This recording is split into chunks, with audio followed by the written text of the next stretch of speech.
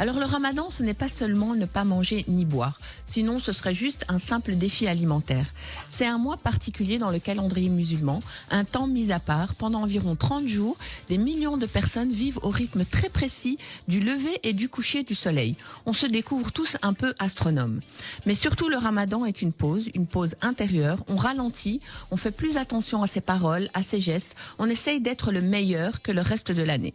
Très motivé les 3 premiers jours, un peu plus lucide vers le 25e jour, autrement dit, tenter pendant un mois d'être la meilleure version de soi-même, une sorte de mise à jour annuelle. Jeûner, ce n'est pas une punition, ce n'est pas une performance sportive non plus, c'est un choix spirituel.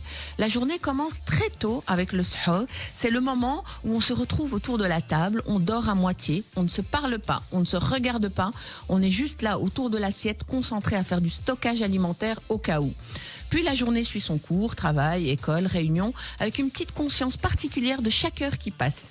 C'est aussi le moment de l'année où toutes les cuisines se transforment en cuisine de Top Chef. Les réseaux grouillent de recettes faciles à faire. C'est fou parce que l'idée de base, c'est quand même de manger moins. Et les réseaux nous proposent toujours plus. Et puis le plus beau moment, 16h47, tu commences à sentir des odeurs qui n'existent pas.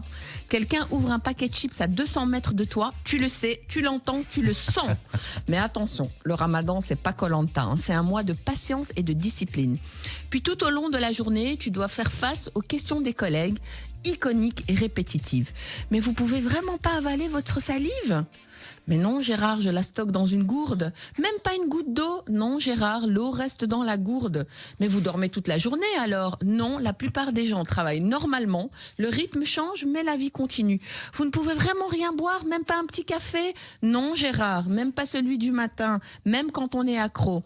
Alors vous perdez combien de kilos ? Le ramadan n'est pas un régime, Gérard. Certaines personnes perdent du poids, d'autres en prennent. Le but est spirituel, pas esthétique. Après tout ça, on rentre à la maison, c'est presque le coucher du soleil, l'heure de l'iftar. Tu commences doucement avec une date et un verre d'eau. 2 minutes plus tard, c'est un banquet médiéval. Et malgré tout, il y a quand même une bonne ambiance. Les soirées sont longues, entre prières et séries télé, à chacun son choix. Les familles sont réunies, les discussions traînent autour du thé et des pâtisseries bien mielleuses. Donc malgré toutes les bouchées englouties par peur de manquer, toutes les questions répétées, toutes les micro-crises au suhoor, il y a cette lumière douce, celle qui te rappelle que l'essentiel n'est pas dans ce qu'on mange, mais dans ce qu'on partage ensemble autour de la table.